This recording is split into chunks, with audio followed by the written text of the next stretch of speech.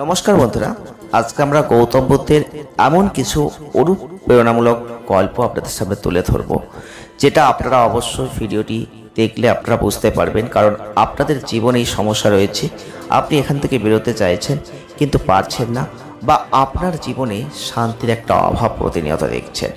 তো বিভিন্ন রকম সমস্যার মধ্যে দিয়ে কিন্তু আমরা প্রতিনিয়ত নিজেদের জীবনকে পরিচালিত করছি। সেক্ষেত্রে দাঁড়িয়ে কিছু কিছু মনীষীদের কথা আমাদের সত্যিই প্রয়োজন হয়। আজকে আমরা গৌতম বুদ্ধের এমন কিছু অনুপ্রেরণামূলক গল্প আপনাদের সাথে শেয়ার করব, যেটা শোনার পর হয়তো আপনার জীবনে কিছুটা হলেও শান্তি আসতে পারে। যারা জীবনে একদম শান্তি পাচ্ছেন না, প্রতিনিয়ত অশান্তির মধ্যে দিয়ে দিন যাপন করছেন, হয়তো আজকের ভিডিওটি তাদের জন্যই গুরুত্বপূর্ণ হবে। আমরা জীবনে প্রত্যেকটা ক্ষেত্রে দুঃখ অনুভব করি, কিন্তু দুঃখের কারণ কি? আমরা সবাই এটাই সবসময় মনে করি যে আমি অন্যদের থেকে অশান্তির মধ্যে আছি, দুঃখের মধ্যে আছি, কষ্ট করছি প্রতিনিয়ত। জীবনে কষ্ট সবচেয়ে যেন বেশি আমার, অশান্তি যেন আমার। এটাই কিন্তু আমরা প্রতিনিয়ত ভাবি, প্রতিনিয়ত এটাই কিন্তু মনে মনে স্মরণ করি। কিন্তু আপনার একবার ভেবে দেখার দরকার রয়েছে যে আমি যে জিনিসটা উপভোগ করছি তার থেকেও হয়তো বেশি খারাপ পরিস্থিতির মধ্যে দিয়ে আরও অন্য কেউ সেই জায়গাটা হয়তো উপভোগ করছে। তো আমাদের জন্মের সাথে সাথে জীবনে ভালোভাবে বেঁচে থাকার জন্য যেটা প্রয়োজন, ঈশ্বর কিন্তু আমাদের প্রত্যেককে সেটা দিয়েছেন। ভগবান গৌতম বুদ্ধের আজকের এই গল্প থেকে আমরা বুঝতে পারবো যে জীবনে আমরা শান্তি কীভাবে পেতে পারি, কেন জীবনে আমরা শান্তি পাই না। চলুন একটিবারের জন্য সেই গল্পটা শুনে নিই। মহাত্মা গৌতম বুদ্ধ একটি নদীর তীরে একান্তে একটি ঝুপড়িতে বসবাস করতেন। আর গৌতম বুদ্ধ তার ঝুপড়ির চারিপাশে সবুজ গাছপালা লাগিয়ে রেখেছিলেন। তার লাগানো গাছপালার মধ্যে অনেক পাখিরাও বসবাস করত। সকাল বিকেল পাখির মধুর শব্দে গৌতম বুদ্ধকে সব সময় আনন্দিত করে রাখত।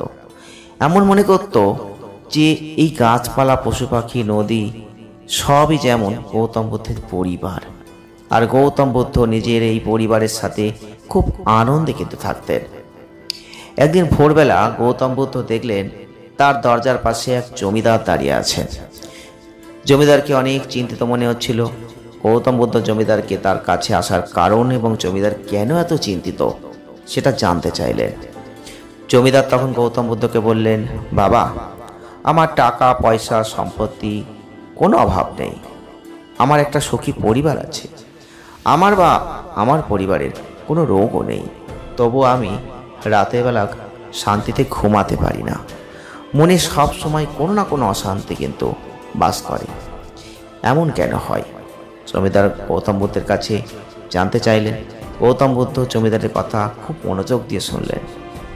গৌতম বুদ্ধ জমিদারের মাথায় হাত বুলিয়ে বললেন, দেখো, তোমার কাছে সব কিছু আছে ঠিক, কিন্তু তোমার কাছে সেই জিনিসটাই নেই যে জিনিসটা তোমার ঘুমের জন্য প্রয়োজন।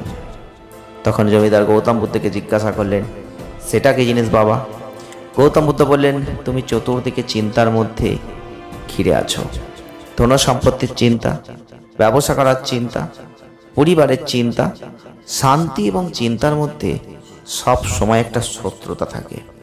তখন জমিদার এই সমস্যা থেকে মুক্তি পাওয়ার উপায় কি সেটা গৌতম বুদ্ধের কাছে জানতে চাইল। গৌতম বুদ্ধ জমিদারকে বললেন, তুমি প্রকৃতি থেকে শিক্ষা নাও।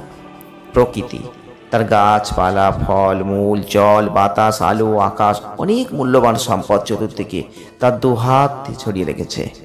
গৌতম বুদ্ধ জমিদারকে বললেন, জমিদার, তুমি যদি প্রকৃতি থেকে প্রেরণা নিয়ে প্রকৃতির মতো নিজের জীবন গঠন করো, তাহলে দেখবে তোমার জীবনের সব চিন্তা, সব সমস্যা দূর হয়ে যাবে। রাত্রিতে ভালোভাবে নিদ্রাও হবে। জমিদার গৌতম বুদ্ধের কথা বুঝতে পারল। জমিদার লোকের কল্যাণের জন্য নিজেকে উৎসর্গ করে দিল, শান্তিতে জীবনযাপন করতে শুরু করলো। গৌতম বুদ্ধের এই গল্প থেকে আমরা একটা শিক্ষা অর্জন করতে পারি যে জ্ঞান আর ধন যত তুমি দান করবে তার থেকে অনেক হয়তো বেশি ফিরে পাবে। ধন আর জ্ঞান যদি দান করতে পারেন কখনো কমবে না। একদিন তোমার সেই দান করা ধন আর জ্ঞান দ্বিগুণ হয়ে তোমার কাছেই ফিরে আসবে। একবার চেষ্টা করে দেখতে পারো। যদি এরকম সমস্যার মধ্যে আপনিও পড়েছেন, তাহলে ভিডিওটি আপনার জন্য। ভিডিওটি এখানে শেষ করছি। দেখা হচ্ছে নেক্সট ভিডিওয়। ভালো থাকবেন, সুস্থ থাকবেন, আনন্দে থাকবেন। ধন্যবাদ।